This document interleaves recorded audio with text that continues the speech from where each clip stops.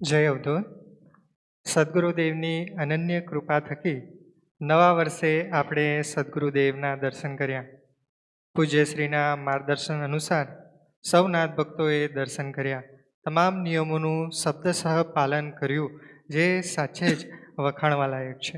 અને હું તો ચોક્કસ કહીશ કે આપણા સંપ્રદાયમાં જે શિસ્ત જોવા મળે છે એવી શિસ્ત બીજા કોઈ પણ સંપ્રદાયમાં જોવા મળતી નથી. બીજી એક આનંદની સમાચારની વાત કે શ્રદ્ધામય પુરુષાર્થનો નવો અંક પ્રિન્ટ સ્વરૂપે આવી ચૂક્યો છે.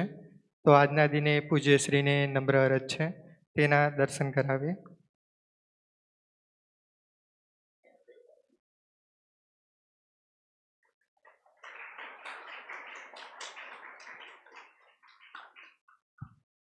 ખૂબ ખૂબ આભાર. કોરોના મહામારીને કારણે શ્રદ્ધામય પુરુષાર્થ થોડા સમય સુધી ડિજિટલ સ્વરૂપે આપણે મેળવ્યો છે. હવે પરિસ્થિતિ સાનુકૂળ થતાં પ્રિન્ટ સ્વરૂપે હવે આ શ્રદ્ધામય પુરુષાર્થ આપ મેળવી શકશો. લવાજમ રિન્યૂ કરવાનો સમય આવી ચૂક્યો છે. તો આપના ઘરે વોલેન્ટિયર મિત્રો આવે ત્યારે આ લવાજમ અવશ્ય ચૂકવવું. ગત વર્ષે લવાજમની રકમ 300 રૂપિયા હતી, પરંતુ આ વર્ષે પરિસ્થિતિને ધ્યાને લઈને ફક્ત 100 રૂપિયા રાખેલ છે. તો આપના ઘરે જ્યારે પણ વોલેન્ટિયર મિત્ર આવે તો લવાજમ અવશ્ય જમા કરાવવું. બીજી એક અગત્યની સૂચના, આવતા ગુરુવારે દર વર્ષની જેમ નવનાથ ધામમાં તુલસી લગ્ન યોજાશે, પણ મહામારીને કારણે આ ઉજવણી સામૂહિક રીતે કરવાની નથી. આપણા નવનાથ ધામના નીતિ નિયમ મુજબ, વિધિ વિધાન મુજબ તુલસી યજ્ઞ યોજાશે, પરંતુ હાલ અનલોકડાઉન છે, પરમિશન નથી, માટે આ કાર્યક્રમ તમે યુટ્યુબ ઉપર લાઈવ જોઈ શકશો આવતા ગુરુવારે સાંજે. બીજી એક સૂચના, આજનો ભંડારો સુશીલાબેન નટવરભાઈ પટેલ કુંભારિયા તરફથી છે. પૂજ્ય મા વિમલાની પુણ્યતિથિ નિમિત્તે આ ભંડારો છે. હવે આજના પાવન દિને પૂજ્ય શ્રીને નમ્ર અરજ છે કે પોતાની દિવ્ય વિચાર ગંગા પ્રવાહિત કરે. જય અવધૂત.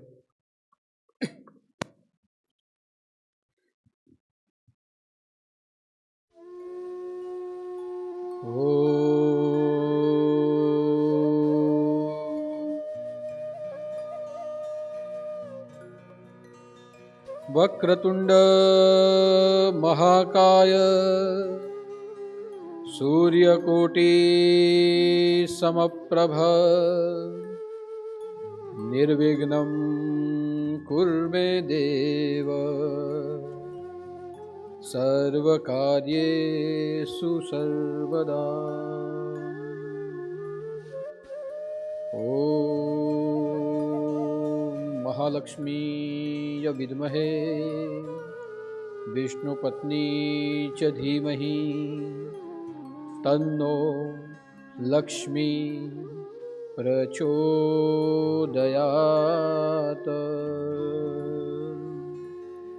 ઓમ વિમલા માતાયેય વિદ્મહે સૌભાગ્ય સ્વરૂપાય ધીમહિ તન્નો ગુરુમાતાયેય પ્રચોદયાત.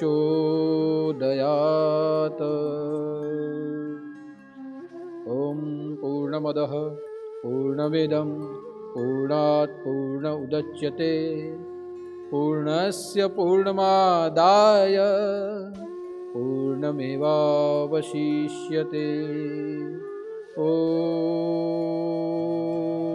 શાંતિ शांति शांति.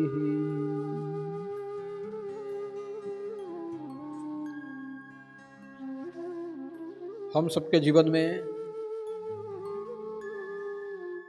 हमें कृपा देने वाले, हमारे जीवन को सौभाग्य देने वाले और हमारे जन्म का सार्थक करने वाले ऐसे सदगुरु के चरणों में मेरे साष्टांग प्रणाम। एवं जो भी नाथ भक्त या धर्मप्रेमी भाई बहन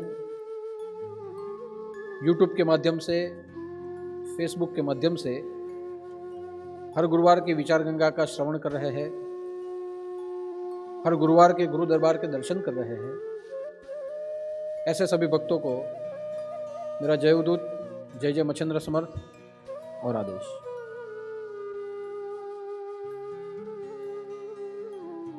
मनुष्य जन्म अनमोल है, मिले न दूजी बार, पक्का फल जो गिर पड़ा, लगे न दूजी बार। यह दोहा हमें यह संकेत देता है, हमें प्रेरणा देता है कि हमारा मनुष्य जीवन बहुमूल्यवान है। मनुष्य जीवन बहु उपयोगी है। मनुष्य जीवन परमात्मा ने दिया हुआ एक वरदान है। इसलिए जो एक बार अवसर हमें प्राप्त हुआ है, यह अवसर का सदुपयोग अगर उसकी योग्यता समझ के किया जाए तो यही मनुष्य जीवन हमें मोक्ष के मार्ग पर ले जाता है।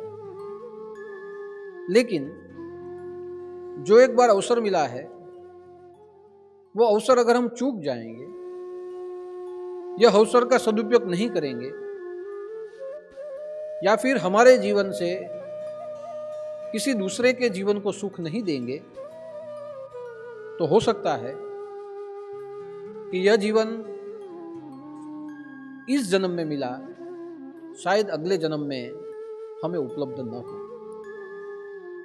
इसलिए मनुष्य जीवन की विविध कल्पनाएं की गई और विविध कल्पनाओं के अनुसार कहा गया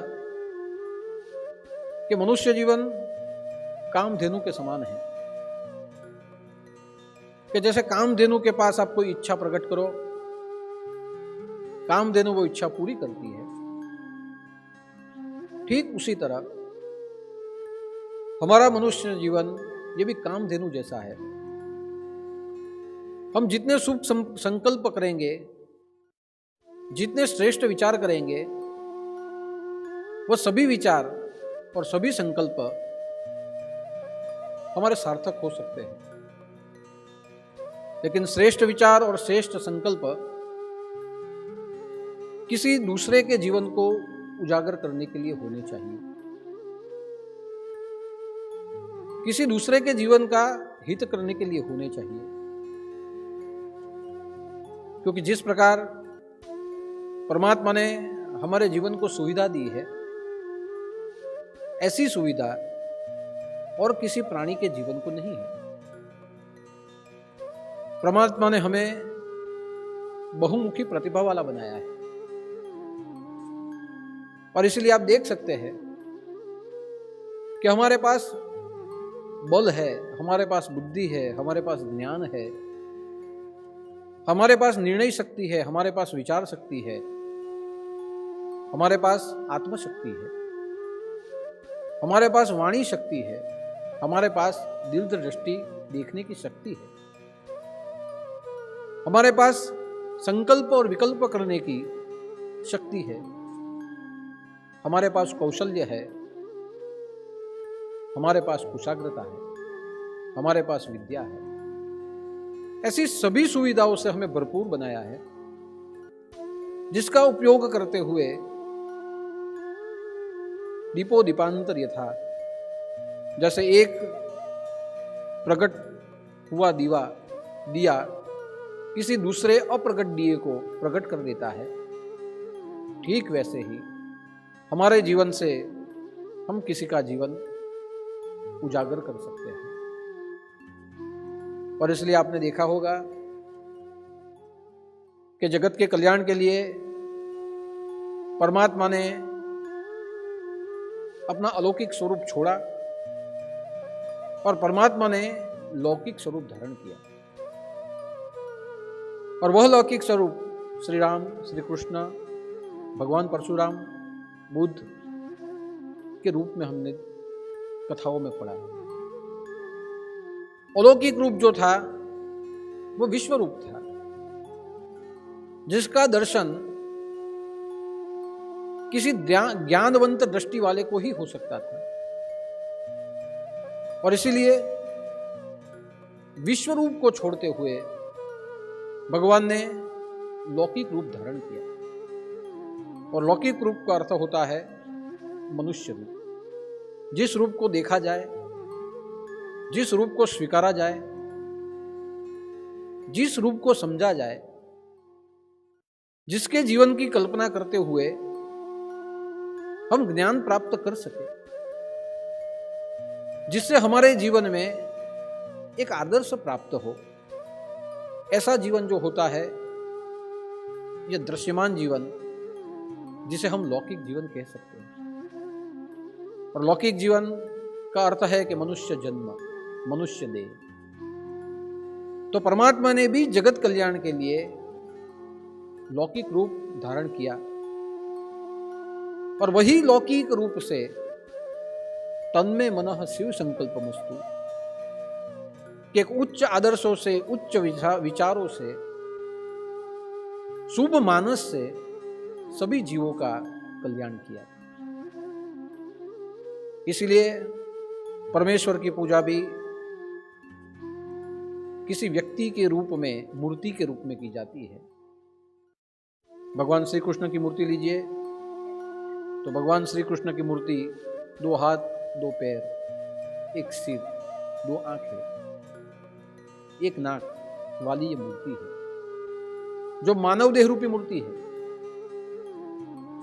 और ऐसी मूर्ति की पूजा हम स्वीकार के उसे कर सकते हैं। ठीक वैसे भी श्री राम की मूर्ति को देखा जाए तो सर्व परिवार का जहां दर्शन हो जाता है, वैसे पारिवारिक मूर्ति है। यहां भगवान राम मनुष्य रूप में है, माता सीता उनके बाजू में है, लक्ष्मण, भरत, शत्रुघ्न और हनुमान जी, उनका भी स्थान वहां रखा है। यानी आप देख सकते हैं कि पारिवारिक मूर्ति के रूप में, लौकिक मूर्ति के रूप में सहज स्वीकार्य जिसकी पूजा की जाती है वो भगवान राम की मूर्ति है। भगवान बुद्ध की मूर्ति देखिए तो योगिक मूर्ति है, ध्यानस्थ मूर्ति है, जिसकी कल्पना समाधि रूप में की जाए, ध्यान रूप में की जाए, किसी तपस्वी के भाव में की जाए, जो स्वीकार्य है, जो मान्य है, जो लौकिक है, ऐसी मूर्ति की देव स्वरूप में पूजा की जाती है। तो यहां हमें स्पष्ट होता है कि हमारा मन किसे स्वीकारे, जो लौकिक हो उसे स्वीकारे, जो सहज रूप से हमारी बुद्धि में स्वीकार्य हो उसे स्वीकारे, जो सहज रूप से हमारे मन को साध्य हो जाए, ऐसी कल्पनाओं को जो स्वीकार ले, वो लौकिक मूर्ति है, वो लौकिक रूप है। और वो लौकिक रूप मनुष्य रूप के सामने के रूप में हमारे सामने प्रकट हुआ है। इसलिए मनुष्य जन्म को अनमोल कहा गया, मनुष्य जन्म को बहुमूल्यवान कहा गया। और यह अवसर जिसे प्राप्त होता है उसे अपने जीवन के साथ दूसरों के जीवन का भी भला करना चाहिए। ऐसा हमारे आध्यात्मिक ऋषियों ने एक बार नहीं अनेक जगह पे हमें समझाया है। मगर हम हमारे साथ दूसरों के जीवन का भला कैसे कर सके, तो तब कहा गया है कि दूसरों के जीवन का भला करने के लिए हमें स्वयं की आत्म जागृति होनी चाहिए। अब देखिए कि दिवाली के जितने भी त्यौहार है, ये दिवाली ये त्योहारों का समूह है। दिवाली ये त्योहारों की एक हारमाला है, जिसके प्रत्येक दिन हमें आत्म जागृति देते हैं। और ऐसी आत्म जागृति जिस त्योहारों से हमें प्राप्त होती है, हमारे जीवन को जागृति मिलती है और क्षण मात्र के लिए हमारे जीवन को अल्प मुक्ति प्राप्त हो जाती है, जो अल्प मुक्ति से हम हमारे जीवन में नई ऊर्जा प्राप्त करें और वापस हमारे कार्यों में हम जुड़ जाए। इसलिए आप देखिए कि दिवाली के सभी त्यौहार हमें कुछ ना कुछ सिखाते हैं। वैसे आज का दिन लाभ पाचम का दिन है। आज का दिन सौभाग्य पाचम का दिन है। और आज के दिन हमें हमारे जीवन में जो सौभाग्य मिला है उसका स्मरण करना है, या जो सौभाग्य से हम वंचित हैं उसके लिए हमें प्रयास करना है। और इसलिए आज का अवसर ये हमारे जीवन की आत्म जागृति का अवसर है। आज का अवसर हमारे जीवन में जो हमने पाया है उसके मंथन का अवसर है, या जो हमारे जीवन में जिसका अभाव है उसके एक संशोधन का अवसर है। इसलिए हमारे जीवन की सार्थकता दूसरों के जीवन की सार्थकता बन सके,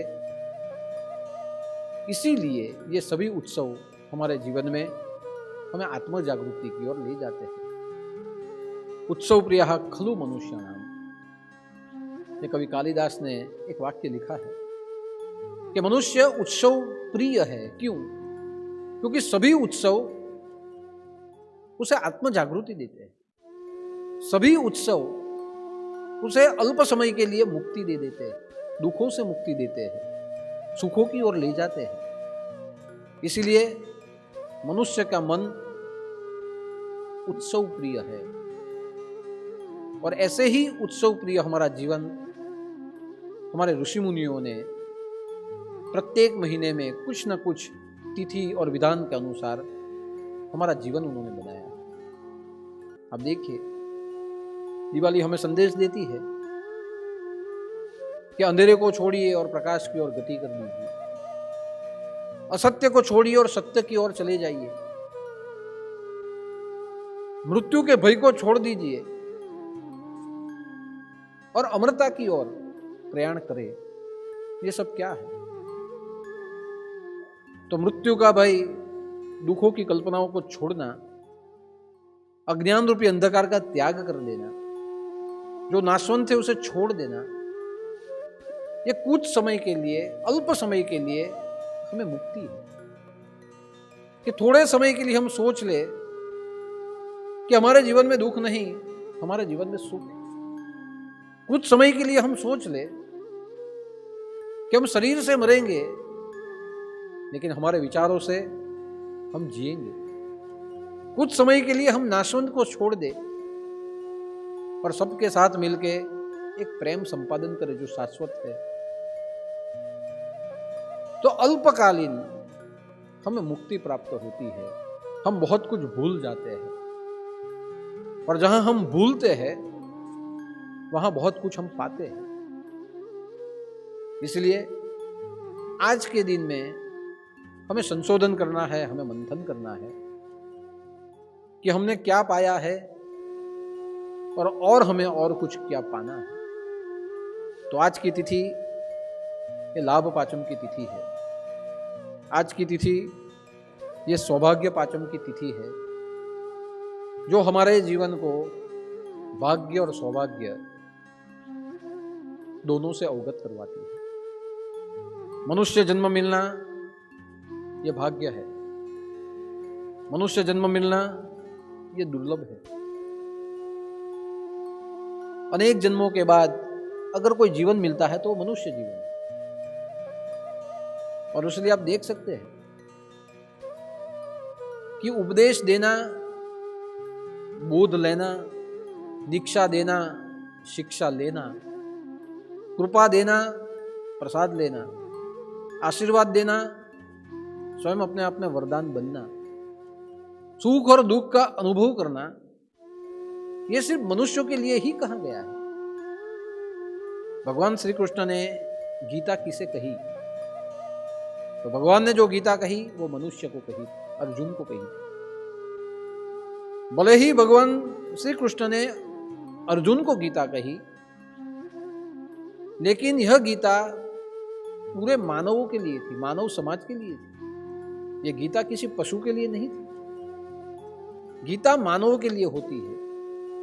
ज्ञान, बोध, दीक्षा, शिक्षा मनुष्य के लिए होता है। सुख और दुख का अनुभव ये मनुष्य की व्यक्तिगत होता है। किसी पशु को हम हंसते हुए नहीं देख सकते, नहीं हम उसे रोते हुए देखते हैं। आज तक किसी भी पशु को दीक्षा और शिक्षा नहीं दी गई। यानी ये सब जो अधिकार मिले हैं सुख भोगने के, आनंद भोगने के, ये सिर्फ मनुष्यों को ही मिले।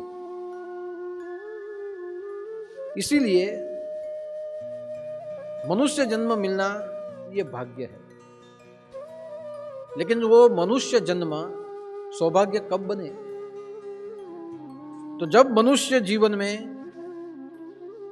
हम कुछ प्राप्त कर ले तो हमारा मनुष्य जीवन सौभाग्यशाली बनता है। भाग्यशाली हम हैं क्योंकि हम मनुष्य हैं, लेकिन हर एक मनुष्य सौभाग्यशाली नहीं हो सकता। जिसने मनुष्य जन्म पाया है वो भाग्यशाली, लेकिन क्या जितने भी मनुष्य है वो सौभाग्यशाली है? भाग्य से अधिक श्रेष्ठ होता है सौभाग्य। और सौभाग्य कब मिलता है? सौभाग्य या तो प्रारब्ध से प्राप्त होता है या सौभाग्य हमें पुरुषार्थ से मिलता है। यानी मनुष्य जन्म मिलने के बाद सौभाग्यशाली बनना ये हमारा पुरुषार्थ है। हम पुरुषार्थ करके सौभाग्य को प्राप्त कर सकते हैं। हम लक्ष्यांक रखते हुए सौभाग्य के लक्ष्य को हासिल कर सकते हैं। हमारे ध्येय से हम सौभाग्य को प्राप्त कर सकते हैं।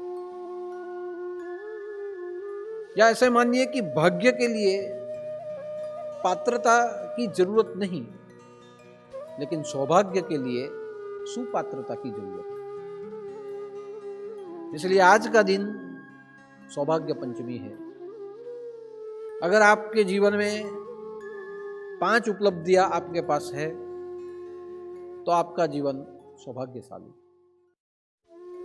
आपके जीवन में ये 5 में से एक भी कम है तो आपका जीवन भाग्यशाली।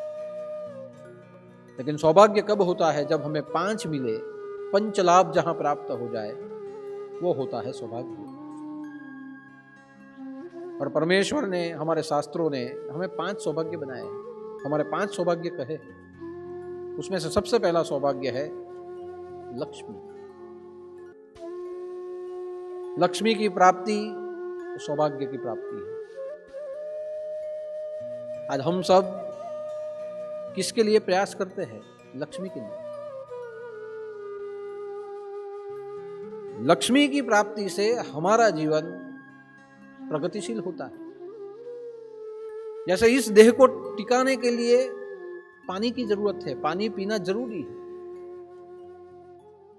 जैसे हमारे जीवन को जागृत रखने के लिए सांस लेना जरूरी है, हवा की जरूरत है। जीवन को टिकाने के लिए पानी की जरूरत है। ठीक वैसे ही हमारे जीवन को प्रगतिशील रखने के लिए, गतिशील रखने के लिए लक्ष्मी की जरूरत है। आज हम कहते हैं कि लक्ष्मी एक माया का बंधन है। अगर हमारे जीवन में हम लक्ष्मी की प्राप्ति करेंगे तो हमें अहंकार हो सकता है, हमें लोभ हो सकता है। हाँ, ये है, लेकिन आप सोचिए, बिना लक्ष्मी के कौन जी सकता है? गाड़ी में अगर पेट्रोल नहीं तो गाड़ी नहीं चल सकती। ठीक वैसे ही हमारे जीवन में लक्ष्मी की प्राप्ति नहीं तो हमारा जीवन गतिशील नहीं हो सकता। इसलिए जीवन में योग्य लक्ष्मी की प्राप्ति होनी चाहिए। योग्य लक्ष्मी जब हमारे जीवन में आए तभी हम हमारा और दूसरों का कल्याण कर सकते हैं। लेकिन लक्ष्मी मिले कैसे? तो लक्ष्मी की प्राप्ति एक तो जीवन में पूर्वकालीन प्रारब्ध से हो सकती है, या लक्ष्मी की प्राप्ति हमारे पुरुषार्थ से हो सकती है। प्रारब्ध और पुरुषार्थ दोनों के द्वारा लक्ष्मी प्राप्त होती है। इसलिए श्री सूक्तम ने भी कहा है कि कीर्तिम समृद्धिम राष्ट्रोस्मिन, कि राष्ट्र की प्रगति के लिए भी लक्ष्मी चाहिए, जीवन की प्रगति के लिए भी कीर्ति रूपी लक्ष्मी चाहिए। राष्ट्र तभी प्रगति कर सकता है जब राष्ट्र के पास लक्ष्मी हो। हमारा जीवन भी तभी प्रगति कर सकता है जब हमारे जीवन में भी यश और लक्ष्मी हो। और इसीलिए जिसके पास लक्ष्मी हो वो लक्ष्मी की संतान है। आज हमने लक्ष्मी की व्याख्या बदल डाली। हमने लक्ष्मी की व्याख्या कर दी है कि लक्ष्मी जिसके पास हो वो लक्ष्मी का पति है। नहीं, लक्ष्मी का पति जीवन में एक ही है, इस दुनिया में एक ही है, त्रिभुवन में एक है या 14 भुवन में एक, वो भगवान विष्णु है। लक्ष्मी सिर्फ उसकी पत्नी है। लक्ष्मी सिर्फ भगवान की दासी है। लेकिन हमारे जीवन में लक्ष्मी या तो मातृभाव से आए, या पुत्री भाव से आए, या माता मही या पिता मही के रूप में आए, या महालक्ष्मी के रूप में आए, या साधारण लक्ष्मी के रूप में आए, या फिर अयोग्य लक्ष्मी के रूप में आए। हम कभी लक्ष्मी के पति नहीं बन सकते, क्योंकि लक्ष्मी के जैसा सौभाग्य, लक्ष्मी को ग्रहण करने की पात्रता मनुष्य की नहीं हो सकती। इसलिए मनुष्य लक्ष्मी का दास बन सकता है, लेकिन लक्ष्मी किसी की दासी नहीं। जिसके पास बहुत लक्ष्मी हो उसे हम कहते हैं कि ये लक्ष्मीपति है। जिसके पास बहुत लक्ष्मी है, करोड़पति है, लखपति है, लक्ष्मीपति है। लक्ष्मीपति सिर्फ विष्णु है जिसने लक्ष्मी को योग्य रूप से स्थिर किया है। अब देखिए कि भगवान विष्णु ने लक्ष्मी को अपने सानिध्य में रखा है, स्थिर किया है। भगवान विष्णु ने लक्ष्मी को बांधा नहीं, लक्ष्मी को बंधन में नहीं रखा। भगवान विष्णु ने लक्ष्मी को स्थिर किया है। मनुष्य के पास जो लक्ष्मी है उसे मनुष्य स्टोर करता है, बंधन में रख देता है, उसे संग्रहित करता है। हमारे पास जो भी आए उसे हम लॉकर में रखते हैं, संग्रहित करते हैं, उसे हम बंधन में रखते हैं। बहुत आगे का विचार करते हुए हम उसको बैंक में रखते हैं, हमारे घर में रखते हैं, और उसको संग्रहित करते हुए हमारी बुद्धि के अनुसार हम उसका उपयोग करते हैं। यानी मनुष्य लक्ष्मी का संग्रह कर सकता है, लक्ष्मी को बांध सकता है, लेकिन भगवान लक्ष्मी को स्थिर करता है। जो व्यक्ति लक्ष्मी को बंधन में डाले, लक्ष्मी को बांधे, वो लक्ष्मी विनाशकारी बन जाती है। जो व्यक्ति लक्ष्मी को न बांधते हुए उसको पूज्य भाव से उसको स्थिर रखे, उसका जीवन लक्ष्मी सुख से भर देती है। इसीलिए जैसी लक्ष्मी आए, जिस प्रकार लक्ष्मी की पूजा हो, उसी प्रकार लक्ष्मी हमारे जीवन में सुख और दुख लेके आती है। आप देखिए कि कई व्यक्तियों के पास बहुत सारा धन है, वो मातामही या पितामही के रूप में हो, यानी अपने पिता के मां के रूप में हो, तो पड़ा रहेगा। घर में अगर कोई वृद्ध है, अपनी दादी घर में है, तो वो कोई काम नहीं करती, वो कोने में पड़ी रहती है। जहां तक उसका जीवन है वो एक जगह पर रहेगी, वो कुछ कर नहीं सकती, उसे एक जगह पे हमें रखना पड़ता है, उसको संभालना पड़ता है, उसके प्रति ध्यान देना पड़ता है। ठीक लक्ष्मी की गति भी कुछ ऐसी है कि लक्ष्मी मातामही या पितामही के भाव में आए तो हमारे घर में पड़ी रहेगी, उसका उपयोग कुछ नहीं होगा, उससे फायदा कुछ नहीं होगा, उसे हमें संभालते रहना पड़ेगा। कई लोगों के पास बहुत लक्ष्मी है, बहुत धन है, लेकिन उसका उपयोग नहीं होता, इसे पड़ा रहता है। मानसिक शांति कि हमारे पास इतने करोड़ रुपए हैं, लेकिन वो पड़े रहते हैं। उसे कहा गया है मातामही या पितामही के रूप में आई हुई लक्ष्मी।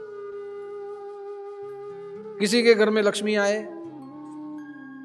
वह लक्ष्मी पूरे परिवार का पोषण करे, समाज का पोषण करे, किसी दुखी की सेवा में उसका उपयोग हो जाए, या जिसका सदुपयोग हो, सबको जहां फायदा हो, ऐसी लक्ष्मी मातृभाव की लक्ष्मी है। कि हमारे घर में हमारी माँ हो तो हमारा माँ हमारा पोषण करती है, हमारी माँ हमें खिलाती है, हमें सुलाती है, हमारे साथ साथ बाकी के घरों के व्यक्तियों का भी ख्याल रखती है। बाहर से कोई आए तो उसके भी आगता सागता वो करती है। सामाजिक रूप में भी वो सबको सहायभूत होती है, ये उसके संस्कार है। सिर्फ वैसे ही लक्ष्मी की गति अगर माँ के रूप में हो, उसके हम बालक बन के रहे, तो वो हमारा संवर्धन करती है, किसी दूसरों के दुख के लिए वो काम लगती है। लेकिन लक्ष्मी की गति अगर पत्नी के रूप में हो तो प्रत्येक पति अपनी पत्नी को उपभोग की दृष्टि से देखता है। उसके जीवन में उसे सुख प्राप्त हो, उसे दैहिक सुख प्राप्त हो, उसके मन की इच्छा वो पूरी करे, उस दृष्टि से अपनी पत्नी को देखता है। और जहां लक्ष्मी पत्नी भाव में आए, वहां लक्ष्मी का उपयोग सिर्फ अपने स्वयं उपभोग के लिए होता है, न तो वो किसी और के काम लगती है, न परिवार के काम लगती है, न समाज के काम लगती है। उसका उपयोग सिर्फ अपने भोग के लिए हो जाता है। उसे कहा जाता है पत्नी भाव से आई, पत्नी की गति से आई हुई। जहां लक्ष्मी महालक्ष्मी के रूप में आए, वहां लक्ष्मी घर में सुख देती है, वहां जीवन में तंदुरुस्ती देती है, वहां अगर कुछ रोग आदि लगे तो उसमें औषध में वो काम लगती है। हमारे घर से किसी और जगह पे लक्ष्मी जाए तो उसके जीवन में बरकत प्राप्त होती है। वो पूज्य भाव से जहां आए, महालक्ष्मी के रूप में जहां आए, वहां एक से अधिक हो जाती है। लक्ष्मी जहां सामान्य रूप से आए, वहां हमारा घर मध्यम गति से चलता है। हमारे घर में कभी विकार नहीं आ सकते, हमारे घर में कभी रोग आदि नहीं आ सकते, हमारे घर का व्यवहार बिना मांगे किसी से चल जाता है। उस लक्ष्मी को कहा गया है साधारण रूप में लक्ष्मी। और जहां लक्ष्मी अयोग्य रूप से आए, वहां मैंने आगे भी कहा था नाश, जैसी आई वैसी वो जाएगी। वहां रोग फैलेंगे, वहां विकृतियां फैलेंगी, वहां कलह होगा, वहां कंकास होगा। यानी लक्ष्मी का स्थान हमारे जीवन में अलग अलग रूप से होता है। लक्ष्मी जब पुत्री भाव में हो, तो जैसे हम हमारी पुत्री को संस्कार देके बड़ा करते हैं और किसी दूसरों के घर में उसके परिवार को सुखी करने के लिए हम भेजते हैं, जैसे वो पुत्री के रूप में आए, वो लक्ष्मी जब संस्कार रूप से हमारे घर में रहे, वही धन जब किसी और के घर में जाए तो उसके घर में भी वो शांति देता है। यानी लक्ष्मी पुत्री भाव में भी होती है। यानी लक्ष्मी के अनेक अनेक रूप से हमारे जीवन में लक्ष्मी का सानिध्य होता है। हाँ, लेकिन एक है, लक्ष्मी की गति सिर्फ दो होती है, उसके आने की गति सिर्फ दो, योग्य और अयोग्य। आप धर्म से कमाओ या अधर्म से कमाओ, लक्ष्मी की प्राप्ति धर्म और अधर्म से होती है। नीति नियम रखते हुए, प्रामाणिकता से, शास्त्रों ने जिसे मान्यता दी है, वैसे व्यवहार करते हुए, वैसे रोजगार से हम लक्ष्मी कमाए तो योग्य लक्ष्मी।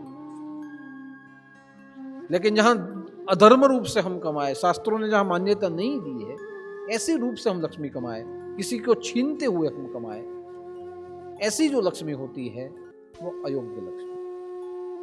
यानी लक्ष्मी घर में आने के दो मार्ग है, एक योग्य है और एक अयोग्य। हम कहते हैं ना, व्हाइट मनी और ब्लैक मनी। व्हाइट मनी जिसको मान्यता है, और ब्लैक मनी जो लोगों की नजर से छुपाते हुए हम कमाते हैं, वो ब्लैक मनी। यानी योग्य रूप से आएगी सुख, शांति और समृद्धि, और अगर वो अयोग्य रूप से आई तो समझ लीजिए दुख, रोग और कंकास, अशांति हमारे जीवन में फैलती। इसलिए हम कभी कभी सोचते हैं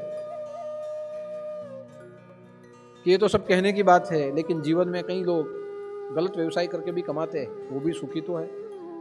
हाँ, वो आज सुखी दिखेंगे, लेकिन आगे जाके आप देखना वो शायद आज सुखी हो, उसका अंत सुखमय नहीं होगा। वो शायद आज सुखी हो, उसका परिवार कल जाके उसके परिवार को आपत्तियां होगी। पीढ़ी दर पीढ़ी लक्ष्मी हमारे घर में रहे और सुख दे, ये अयोग्य मार्ग से कभी नहीं हो सकता। आज नहीं तो कल वहां विनाश संभव है। इसलिए आप देख सकते हैं कि दुर्योधन के पास कितनी लक्ष्मी थी। धृतराष्ट्र का राज्य धृतराष्ट्र ने दुर्योधन को देके रखा था। वो सम्राट था, कई राज्य उसके हाथों में थे, पूरे भारतवर्ष का राज कहा जाए तो भी गलत नहीं। फिर भी इतना धन होने के बाद भी अयोग्य रूप से जहां ये धन आता था, वहां आप देखिए उसका विनाश उसी रूप से हुआ। उनके राज्य को अधर्म का राज्य ही माना गया। रावण जिस प्रकार लक्ष्मी को लाता था, देवताओं से छीन के लाता था, देवताओं को बंदी बना के लाता था, राजाओं का पराभव करते हुए लाता था, बार बार युद्ध करते हुए अपने लंका में वो धन लाता था, उसका विनाश कैसे हुआ? सब उसका विनाश हुआ। युद्ध के द्वारा रावण का विनाश हुआ। तो लक्ष्मी की सिर्फ दो गति, योग्य और अयोग्य। लक्ष्मी का स्थान विविध रूप से हमारे जीवन में होता है। वो हमारे ऊपर निर्भर है कि हम किस स्थान से उसको रखें। हम उसको माता बना के रखें,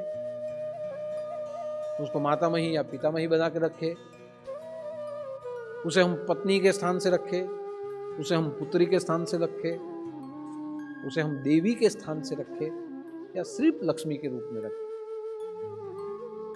वो हम पे निर्भर करता है कि हम लक्ष्मी को कौन से स्थान से हमारे जीवन में उसको स्थान दें। उस प्रकार लक्ष्मी की गति हमारे जीवन में आवागमन रूप से होती है। जहां हमने मातृभाव ने रखा, वहां मानिए कि उसको हमने स्थिर किया। जहां पुत्री के भाव में रखा, उसको हमने स्थिर किया। जहां लक्ष्मी के भाव में रखा, उसको हमने स्थिर किया। महालक्ष्मी के रूप में रखा, उसको हमने स्थिर किया। लेकिन जहां मातामही और पितामही के रूप में रखा, ये संग्रह किया, पड़ी रहेगी, उसका उपयोग कुछ नहीं है। जहां पत्नी के रूप में रखा, उसको हमने बंधन में डाला। मैं कहूं वैसे ही करना है, हम जैसे कहे वैसे हमारी पत्नी करती, जैसे मैं जैसे चाहूं वैसे ही धन का उपयोग करना है, उसको हमने बंधन में डाला। अयोग्य लक्ष्मी के रूप में हमने उसे रखा, तो उसका अर्थ भी ये हुआ उसको हमने बंधन में डाला। और इसलिए कहा गया है कि लक्ष्मी को सिर्फ दो रूप से हम रख सकते हैं। एक संग्रह से, एक उसका संग्रह करे और एक उसका उपयोग। संग्रह और उपयोग, ये दो ही रूप से वो हमारे साथ रहती है। लेकिन ये ऐसी एक सत्ता है, परमेश्वर की लक्ष्मी परमेश्वर की ऐसी सत्ता है जिसको कोई बंधन में आज तक रख नहीं पाया।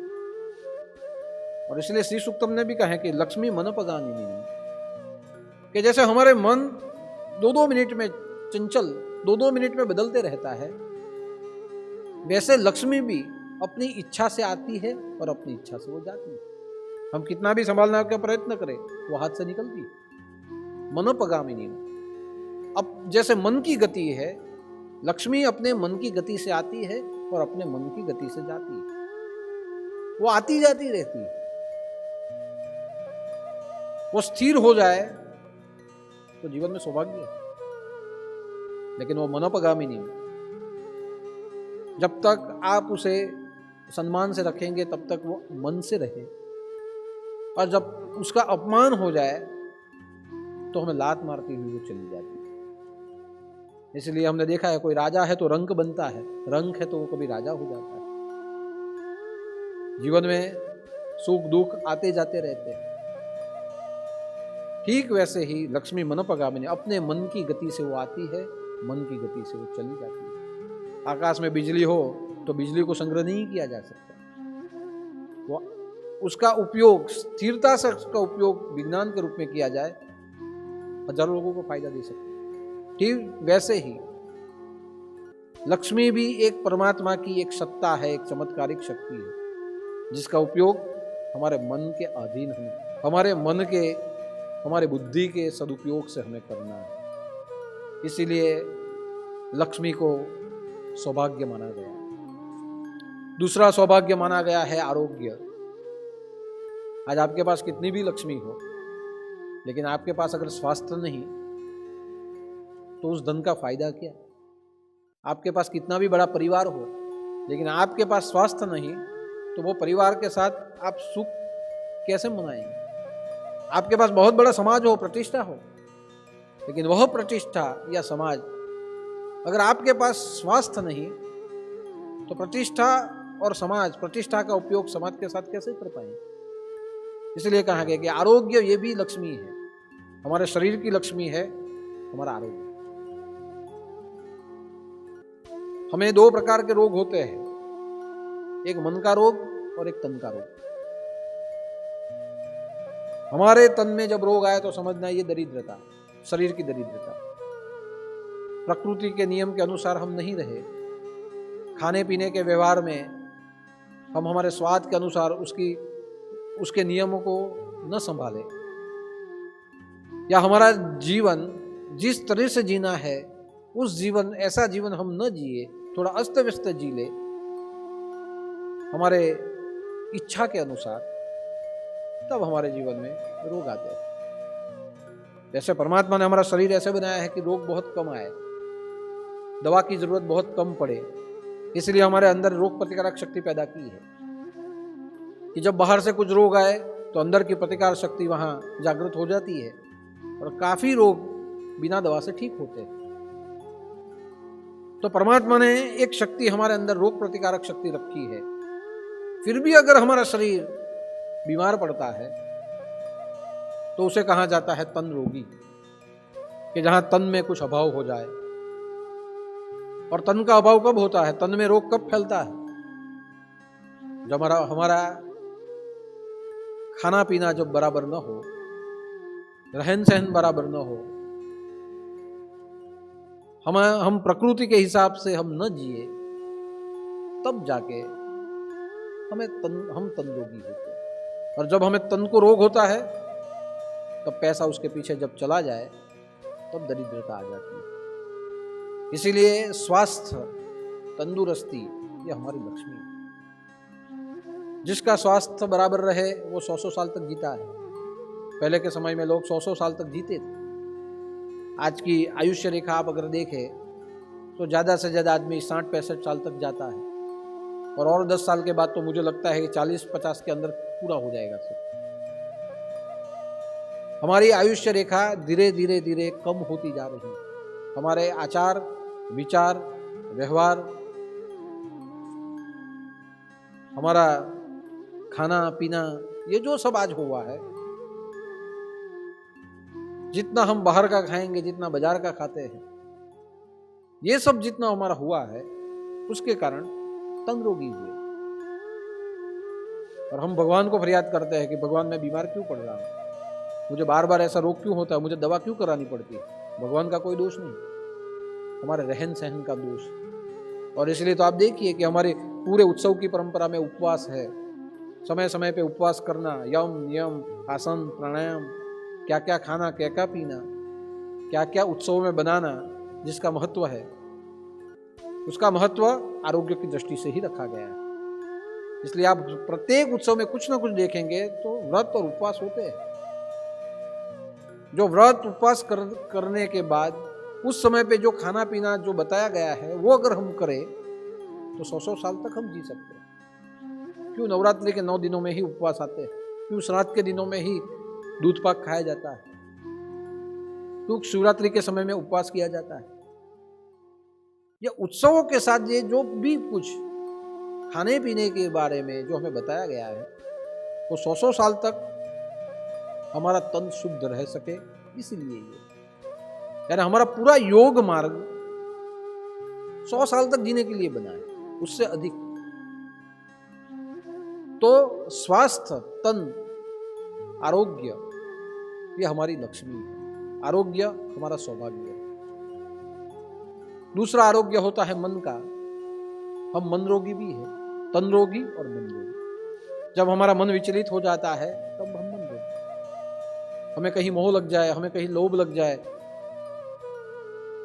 जहां हमें मोह और जहां लोभ लगे वहां हमारी अवस्था पागलों जैसी हो जाती है। वैसे हम सब कहीं ना कहीं तो पागल है, कहीं ना कहीं हमें मोह है, कहीं ना कहीं लोभ है, किसी ना किसी प्रति हमें ईर्ष्या है, हमें द्वेष है। ये हमारे मन का रोग है।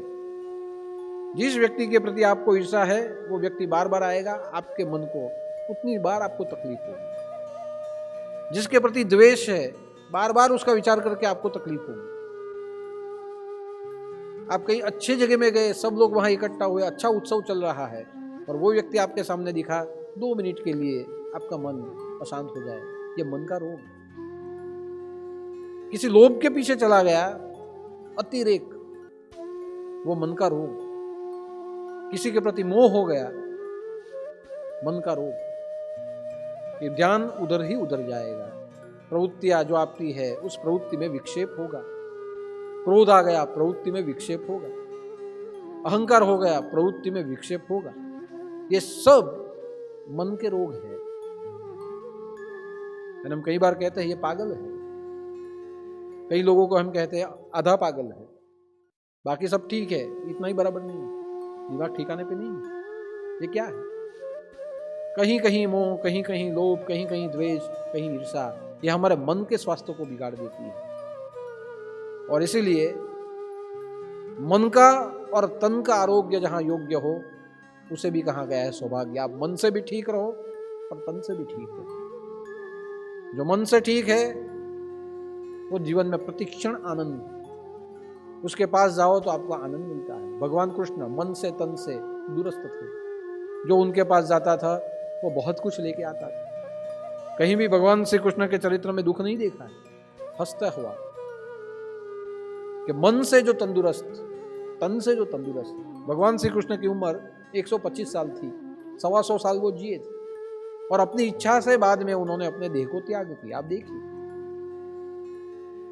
कि पूरे सृष्टि का कार्य करने के लिए जो आए, मन से और तन से दूरस्थ रहे। भगवान श्री कृष्ण बांसुरी बजाते थे। ये बांसुरी बहुत बड़ा प्राणायाम है। जैसे 5 प्राणायाम हमें बताया गया है, वैसे बांसुरी 5 प्राणायाम बांसुरी में आ जाते हैं। और उच्च प्राणायाम सप्तक तक जब उसकी सांस चली जाए एक उच्च आयाम मिलता है। तो उनके लिए तो प्राणायाम हर रोज था, इसलिए उन्हें योगेश्वर कहा गया। तो आप देखिए कि आरोग्य होना, ये आरोग्य प्राप्ति, ये सौभाग्य है। हमारे जीवन में ज्ञान की प्राप्ति होना, ये सौभाग्य है। ज्ञान भी धन है। आज हमने ज्ञान को सिर्फ एक ही व्याख्या में रखा है कि परमात्मा की प्राप्ति हो जाए वो ज्ञान, हमारे आत्मा की पहचान हो जाए वो ज्ञान, सबके साथ प्रेम से रहा जाए वो ज्ञान। लेकिन ज्ञान की एक अलग व्याख्या है। ज्ञान यानी विवेक। सुख और दुख ये दोनों में आप विवेक को ढूंढो, विवेक बुद्धि का उपयोग करो तो होता है ज्ञान। ज्ञान यानी विवेक कि क्या सही है और क्या गलत।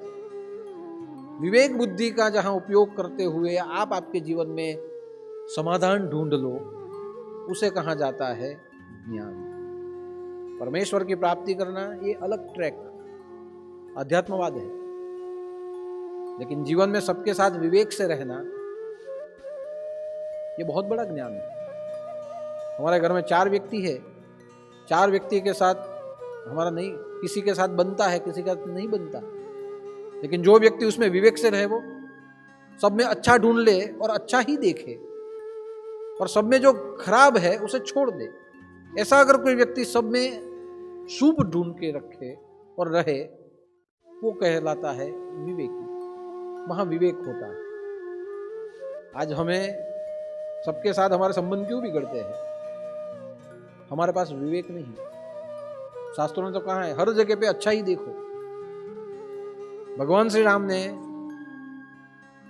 राम जब लंका में जाके लड़े, उनके साथ कोई मानव नहीं था, सब पशु थे। अभी आप पशुओं में क्या अच्छा ढूंढ सकते हो? भगवान श्री राम ने सब में कुछ अच्छा ढूंढा, उनकी शक्तियों का उपयोग किया। वानरों में कुछ अच्छा ढूंढा, भालुओं में कुछ अच्छा ढूंढा, पशुओं में कुछ अच्छा ढूंढा, और सबके पास से जो अच्छा था उसे लिया, और वही गुणों को विकसित करते हुए, उनका स्वीकार करते हुए लड़े, और वहां लंका विजय हुआ। भगवान श्री कृष्ण ने सबसे अच्छा लिया। अर्जुन से भी जो अच्छा था शौर्य, अर्जुन से शौर्य ले लिया। युधिष्ठिर के पास अच्छी चीज थी धर्म, उसकी नीतियां, वो भगवान श्री कृष्ण ने ली। भीम के पास बल था, वो भगवान कृष्ण ने लिया। सदैव के पास ज्ञान था, वो भगवान ने लिया। नकुल के पास सामर्थ्य था, वो लिया। द्रौपदी के पास से भी भगवान कृष्ण ने, द्रौपदी के पास जो अगन थी, उसके साथ जो अन्याय हुआ और उसके सामने लड़ने की जो उनकी तीव्रता थी, वो अगन वो द्रौपदी से ली। और इन सब का उपयोग करते हुए भगवान ने धर्म युद्ध करा, धर्म युद्ध जीता। तो आप देखिए कि विवेक किसे कहा जाए? जिसमें जो चीज अच्छी है उसका उपयोग सत्कार्य के लिए कर देना, उसका नाम होता है विवेक। यानी हमारे पास अगर ज्ञान हो, व्यवहार में विवेक हो, तो मैं मानता हूं घर अच्छा चलता है। आज हमारे घर में नहीं, हम देखते हैं सास बहू ये सब झगड़े चलते हैं, कहानी घर घर की हो चुकी, और यही कहानी दिखा दिखा के टीवी सीरियल वाले कमा के गए। आज हम वो ही देखना पसंद करते हैं, लेकिन वो जो दिखाते हैं वैसा हम क्यों लड़े? सास और बहू में अगर विवेक भाव हो, आपकी सास में कुछ अच्छा हो वो ले लीजिए, उसमें कुछ अच्छा हो वो आप ले लीजिए। अगर सब में विवेक भाव है, कुछ अच्छा लेने की वृत्ति है, तो मेरा मानना है यह ज्ञान आपके जीवन को आनंद दे सकता है, आपके जीवन को सभी बंधनों से मुक्त कर सकता है। इसलिए ज्ञान ये भी हमारे जीवन का एक सौभाग्य है। हमारे जीवन का सौभाग्य है विद्या। विद्या की प्राप्ति ये हमारे जीवन का सौभाग्य है। विद्या का अर्थ क्या होता है? विद्या का अर्थ यानी हमारे पास जो है वो दूसरों के लिए उसका उपयोग करना, ये विद्या है। जो हमारे पास है वो दूसरों के लिए उसका उपयोग किया जाए, वो विद्या है। हम नहीं बोलते इसके पास कुछ विद्या है। विद्या यानी कुछ विशेष। अगर आप में प्रेम करने की क्षमता है तो सबसे प्रेम करें। अगर आप में कार्य करने की क्षमता है, मौन रहने की क्षमता है, तो मौन रहते हुए आप कार्य करें। अगर आपके साथ सबके साथ मिलजुल के रहने की क्षमता है तो आप रहे, ये विद्या है। सबके साथ मीठा बोलने की आप में विद्या है तो मीठा बोले। तो ये जो है ये विद्या है, और यही विद्या को प्राप्त करते हुए किसी न किसी में कुछ ना कुछ तो विद्या होती है। कोई व्यक्ति शांत हो, ये उसकी विद्या। कोई व्यक्ति मीठा बोलने वाला हो, ये उसकी विद्या। कोई व्यक्ति संप से रहने वाला हो, सब में एडजस्ट हो जाए, ये उसकी विद्या। एक बार ऐसा हुआ कि लक्ष्मी प्रकट हुई तो लक्ष्मी वरमाला लेके सबको पहनाने के लिए गई। लक्ष्मी देवताओं के पास गई, देवताओं को उसने वरमाला नहीं पहनाई क्योंकि देवता भोगी थे। लक्ष्मी गई ऋषि मुनि के पास, लक्ष्मी मार्तंड ऋषि के पास गई, उन्हें कहा मैं आपके पास आना चाहती हूँ। मार्तंड ऋषि ने कहा कि मेरा ध्यान मेरे योग मार्ग में है, मैंने वो प्राप्त कर लिया है, तेरी मुझे आवश्यकता नहीं, मैं तुझे नहीं रख सकता। उनमें योग की विद्या थी। तो लक्ष्मी को कहा मैं आपका स्वीकार नहीं कर सकता। धीरे से लक्ष्मी परशुराम के पास गई। परशुराम जी ने कहा मैं तो धर्म के लिए, मेरी विद्या ही धर्म है, धर्म की रक्षा करना ये मेरी विद्या है, शास्त्रों की रक्षा करना मेरी विद्या है, यही मेरी लक्ष्मी है, तो मैं तेरा स्वीकार करके क्या करूं। लक्ष्मी आगे चली गई। वहां से लक्ष्मी राधा और गोपियों के पास गई। राधा और गोपी ने कहा हमारे पास तो कृष्ण स्मरण या कृष्ण स्मरण ही हमारी विद्या है, जिसको हम स्मरण करते हुए आनंद लेते हैं, उसके नाम से हमारे जीवन में हम दूसरों को आनंद देते हैं। मुझे तुम्हारी आवश्यकता नहीं। लक्ष्मी संत तुकाराम जैसे संतों के पास गई। संत तुकाराम जी ने कहा जब मुझे जरूरत थी तब तू नहीं आई, अब मुझे भगवान का कीर्तन मिल गया है, अब तेरी जरूरत नहीं, तू कहीं और जा। जिसके पास कीर्तन करने की क्षमता हो उसकी विद्या खुद भी करे, दूसरों को भी करवाए। और बाद में वो लक्ष्मी विष्णु के पास गई और विष्णु ने उसे रखा कि तू मेरे पास ही रहे, मैं तुझे स्थिर करूंगा, दूसरों के पास जाने की जरूरत नहीं। तो मेरा कहने का तात्पर्य है कि किसी में वैराग हो तो उसकी विद्या, किसी में प्रेम देने की विद्या हो तो वो उसकी विद्या, कोई शांत हो तो उसकी विद्या, कोई सब में संप से रहे वो उसकी विद्या, किसी में संगठन करने की क्षमता हो तो उसकी विद्या।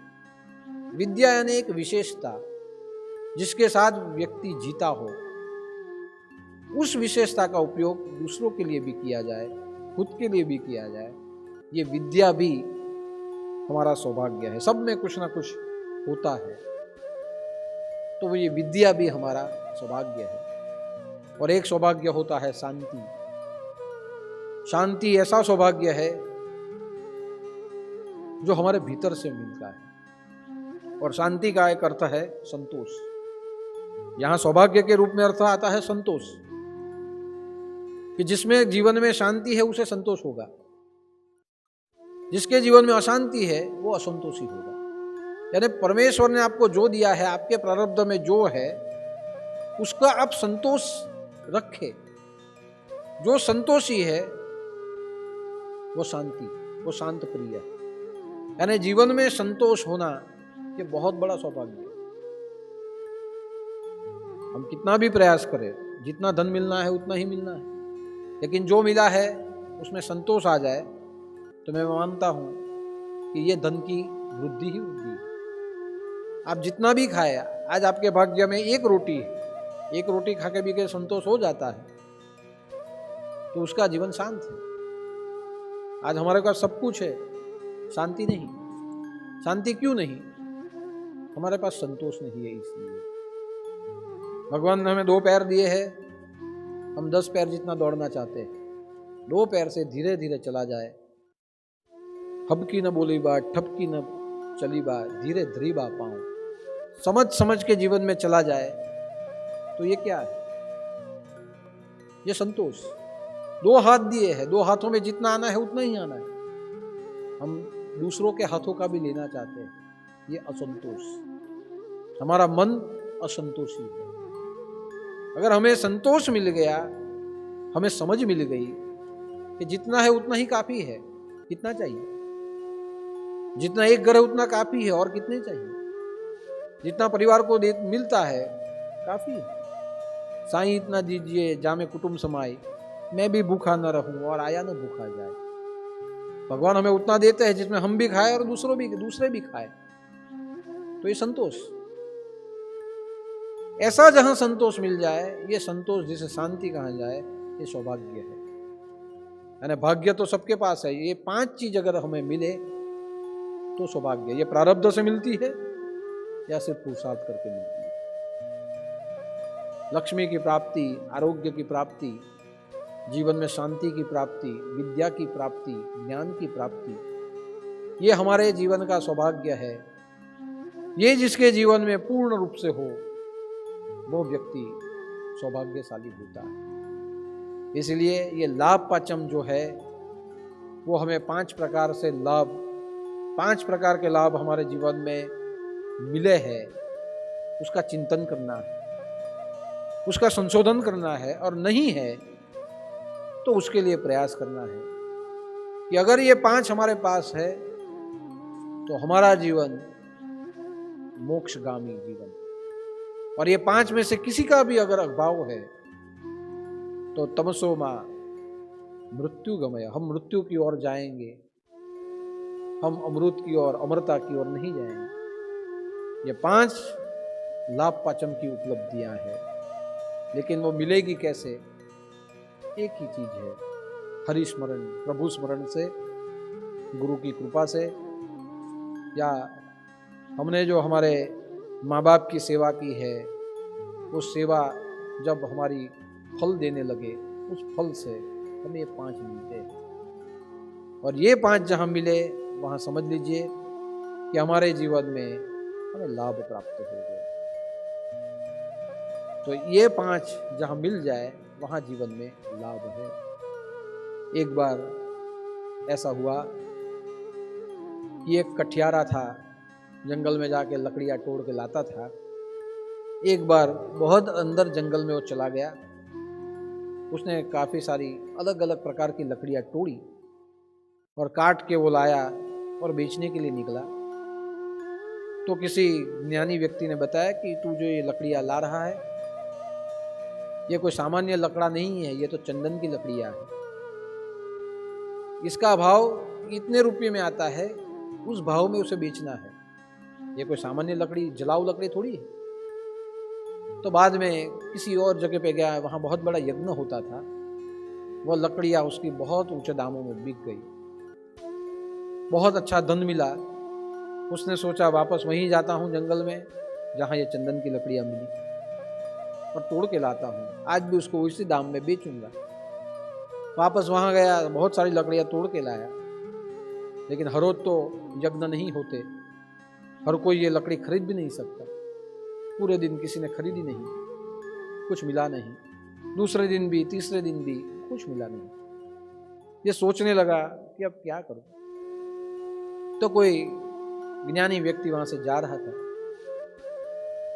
उसको कहा कि मैं ये दुख में हूं, इसका मैं क्या करूं, कौन लेगा मेरी ये लकड़ी? बहुत मेहनत से काट के लाया। तब वो व्यक्ति ने लकड़ी उठाई, कहा ये तो चंदन की लकड़ी है, यज्ञ याग आदि में काम लग सकती है, बाकी हमारे तुम्हारे जैसे लोग नहीं ले सकते। हाँ, अगर उसको बेचना है तो कोई एक ही लेता है, राजा महाराजा हो तो ले ले। और वो भी राजा महाराजा लेंगे, मगर वो तभी जाएगी क्योंकि हमने ऐसे सुना था कि राजा जब मरता है चंदन की लकड़ियों में उसे जलाया जाता है। कोई राजा महाराजा मरेगा तो ये काम लगेगी, बाकी ये तेरी लकड़ी तो ऐसी रही। उसने सोचा कि मुझे राजा महाराजा के मरने का इंतजार करना पड़ेगा। लकड़ियाँ लेके गया, राजा के महल के पास बाहर लकड़ी का पूरा बहुत बड़ा एक ढगला किया, सब लकड़ियाँ वहाँ रख दी और लकड़ी का ढेर करके वहाँ बैठा। राजा के राजमहल के सामने बैठा, हर रोज राजा आता था, उसको देखता था, चला जाता था। एक दिन राजा ने किसी मंत्री को पूछा कि उसको पूछो भाई यहाँ क्यों बैठा है, यह जगह क्यों रोक के रखी है, आज तक तो बैठता नहीं था, जाओ उसको पूछो और उठाओ उसको वहाँ से। तो मंत्री गया और कहा कि भाई तुम यहाँ क्यों बैठे हो? तो लकड़ियाँ बेचने के। तो चंदन की लकड़ी कौन लेगा? राजा लेगा। क्यों लेगा मगर राजा? तो मुझे कहा था कि राजा जब मरता है तो लकड़ी चंदन की लकड़ी में जलाया जाता है, जब राजा मरेगा तब ये मेरी लकड़ी में वो जलेगा, इसलिए मैं यहाँ बैठा हूँ। वो कब मरे और मेरी लकड़ियाँ कब बिके। ऐसा जब कहा गया और राजा को बोला तो राजा को आघात लगा कि लोग मेरे जीने की दुआ करते हैं, ये मेरे मरने की दुआ करता है। हर रोज राजा आता था, सुबह में अपनी खिड़की के बाहर देखता था और उसको देख के राजा को लगता था मेरे मरने का इंतजार करता है। हर रोज उसे देखता था और उसे राजा को अपनी मौत दिखती थी। देखो राजा का मन बिगड़ गया, मन रोगी हुआ, बाहर आना, उसको देखना, चला जाना।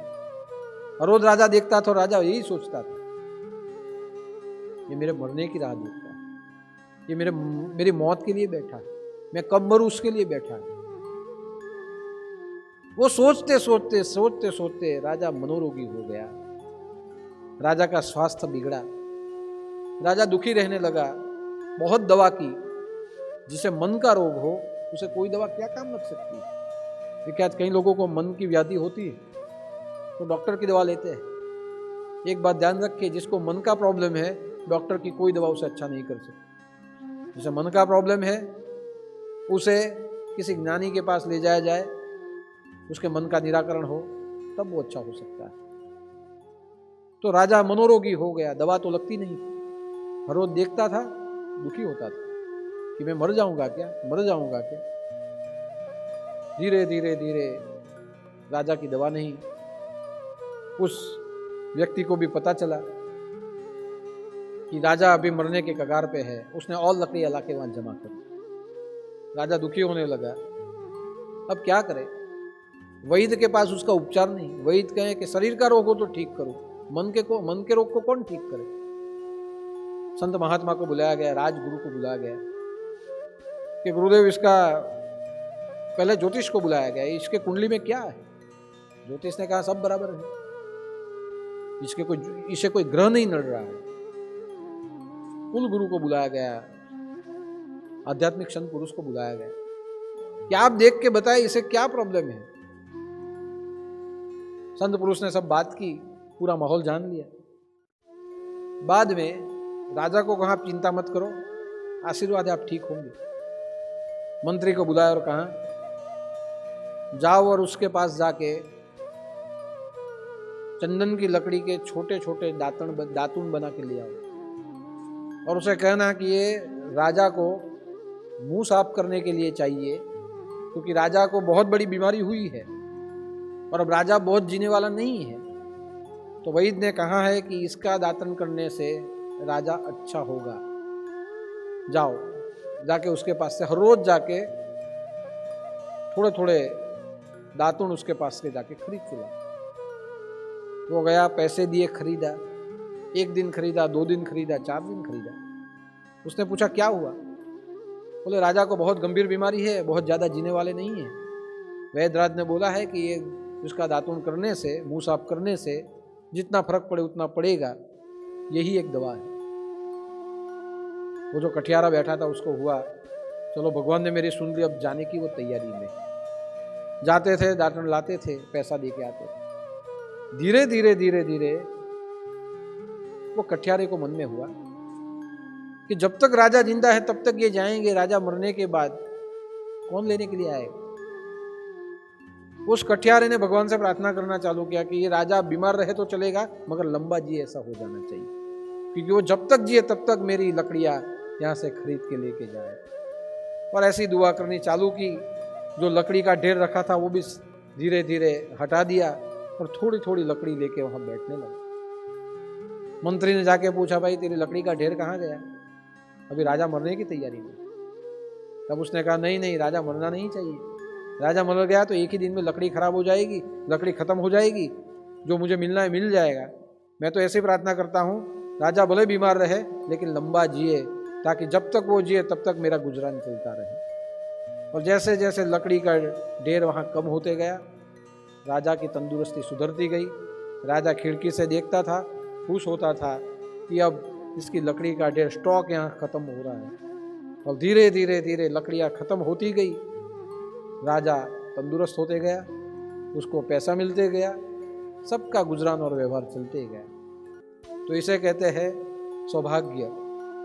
राजा की शांति चली गई, राजा का आरोग्य चला गया, राजा में विवेक नहीं था, राजा में अज्ञानता थी, जड़ता बुद्धि थी, तो वो भी चली गई।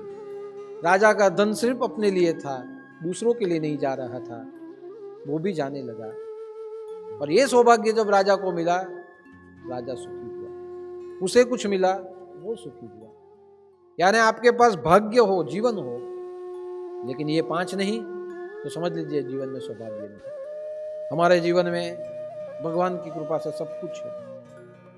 हमें जरूरी है उतनी लक्ष्मी भी है, हमारे पास ज्ञान भी है, हमारे पास शांति भी है, हमारा आरोग्य भी ठीक ठाक है, हमारे पास सब कुछ।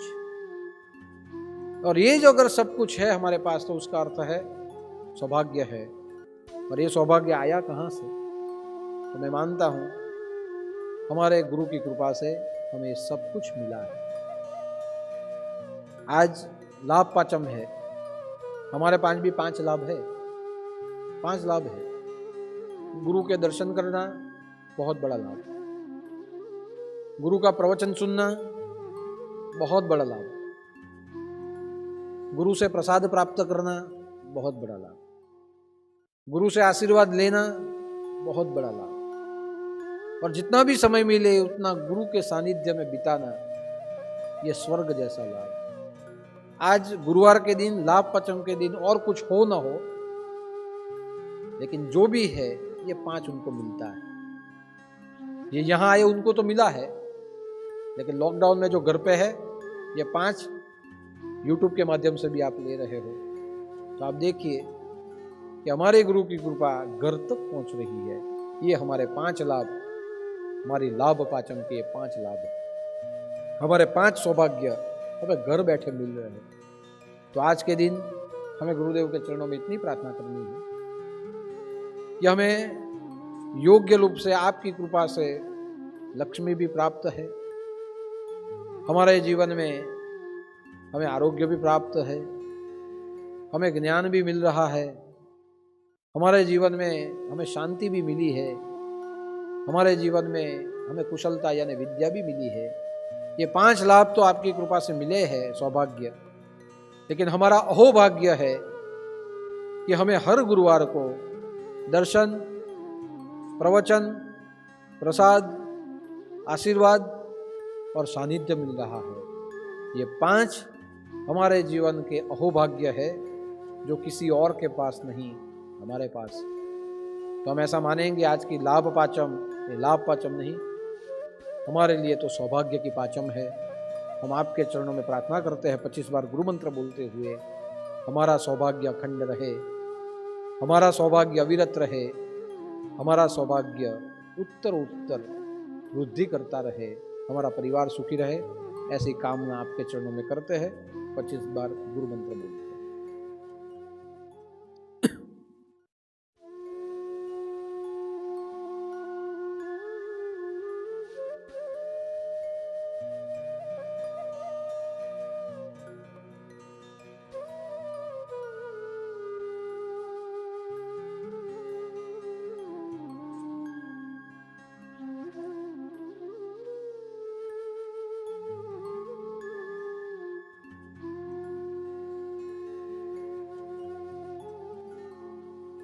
गोरक्ष झालंधर चरपटाश्च अड़बंग कानीफमच्छेन्द्राज चौरंगी रेवाणक भर्तुहरि सज्ञा भूम्याम्ब पूर्णनाथ सिद्ध। जय जय मछेन्द्र समर्थ, जय जय मछेन्द्र समर्थ, जय जय मछेन्द्र समर्थ।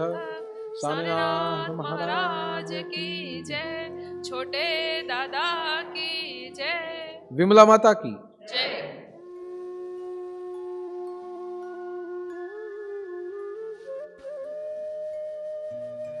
दिवाली के समय भंडारे में जो कुछ सीधे अन्न के रूप में योगदान आया है, विपिन चंद्र देसाई सूरत 100 किलो चावल, इंदुबेन चौधरी 25 किलो चावल, चंदाबेन सूरत 15 लीटर तेल, डाईबेन अजराई 20 किलो चावल, मधुबेन सोलंकी बामणवेल 20 किलो गेहूँ, गौशाला के लिए रमेश भाई पटेल रानवेरी खुद से 1 ट्रैक्टर घास का योगदान, चारे का योगदान हुआ है। जिन्होंने ये सीधे योगदान के रूप में पहुंचाया है, सबके जीवन में लाभ पाचम सफल हो, सबको सौभाग्य प्राप्त हो, ऐसी प्रार्थना करता हूँ। दूसरी बात कि दिवाली के समय नए साल के 2 दिन दर्शन के लिए यहाँ रखे थे। सभी भक्त आए, सभी ने सभी नियमों का पालन करते हुए, विवेक बुद्धि का उपयोग करते हुए नए साल को कुछ अलग अंदाज से सिर्फ दर्शन के रूप में हमने मनाया। सब ने नए साल का संदेश घर बैठे ही सुना। ये जो संस्कार है कि एक बार जो आदेश मिले उसका पालन उसी हिसाब से कर देना, ऐसा सिर्फ हमारे संप्रदाय में ही होता है, बाकी के संप्रदाय में नहीं। मैंने हर जगह पे तपास की कि दूसरे किसी संप्रदाय में नया साल मनाया गया, नहीं मनाया गया। तो मुझे पता चला कहीं भी नहीं मनाया गया, सब जगह पे बंद ही रखा था। लेकिन हम सब ने तो यहाँ आके आनंद उत्सव से मनाया है और ज़्यादातर सब लोग आके गए और नए साल की शुरुआत एक दर्शन करके आपने की। यह हमारे पर कृपा थी कि उस दिन 1-2 हज़ार आदमी 2 दिन में आके गए और दर्शन करके गए। बाकी के लोगों को तो ये लाभ नहीं मिला, लेकिन हमें मिला। समझिए हमारा सौभाग्य हमारे गुरु की कृपा है। तो ऐसे ही कृपा विशेष हम सब पे रही और रहेगी। अगले गुरुवार को तुलसी विवाह है, लेकिन हर साल तो हम मनाते थे उत्सव के रूप में, लेकिन इस बार वो नहीं हो पाएगा। यानी अभी भी पूरी परमिशन नहीं मिली, ज़्यादा लोग यहाँ इकट्ठा नहीं हो सकते। तो जो भी तुलसी विवाह का प्रसंग है वो आश्रम के परिसर में बहुत कम लोगों के बीच में मनाया जाएगा, सामूहिक रूप से नहीं मनाया जाएगा। तो जो घर बैठे हैं, जो दूर है, तो वही रहे। और गुरुवार के जो प्रवचन आप यूट्यूब पे रात के समय में जो यहाँ सुनते हैं, उसी में आपको पूरा प्रसंग का लाभ मिलेगा। प्रवचन भी आप सुन पाएंगे, वो प्रसंग भी देख पाएंगे, लेकिन सामूहिक रूप से ये मनाया नहीं जाएगा। लेकिन पारंपरिक रूप से जो हमारे विधि विधान है, तुलसी लगन, दामोदर वृंदा का विवाह हर साल आश्रम में होता है, वो पारंपरिक रूप से सिर्फ बहुत कम लोगों के बीच में होगा। यह उत्सव और यह प्रवचन अगले गुरुवार को रात को आपको 8 बजे ही सुनना है। तो ये सब ध्यान में रखें। और श्रद्धामय प्रसाद की कॉपी आ गई है, अब धीरे धीरे उसका वितरण किया जाएगा। वॉलेंटियर आएंगे, आपको देंगे। और शायद 100 रुपये के लवाजम में तय हो रहा है कि अगला लवाजम आपका रिन्यू किया जाए। पूरी रकम नहीं, सिर्फ 100 रुपये में वो रिन्यू होगा। और हो सके तो जल्दी से जल्दी वो कॉपी अभी आप तक पहुंचाई जाएगी। तो ये लवाजम, ये कॉपी आपके घर तक आए, ले लीजिए। और जो इच्छुक है वो आगे के लवाजम रिन्यू कर सकता है। तो इस प्रकार हमें उत्सव मनाने हैं। आज भी लाभ पाचम है, तो दिवाली के अगले गुरुवार को भी शुभकामना दी थी। वसुबारस के गुरुवार को के शुभ दीपावली, नए साल में साल मुबारक। और आज लाभ पाचम है, तो आप सबको लाभ पाचम की बहुत बहुत बधाई। लाभ पाचम में आप सबको सौभाग्य की प्राप्ति हो, धन की प्राप्ति हो, शुभ जीवन की प्राप्ति हो, शुभ लाभ की प्राप्ति हो। ऐसी प्रार्थना लाभ पाचम के दिन में आपके लिए मैं परमात्मा को करता हूँ। आज के गुरुवार को बस इतना ही। सभी भक्तों को जय उदूत, जय जय मच्छिंद्र समर्थ। आदेश आदेश।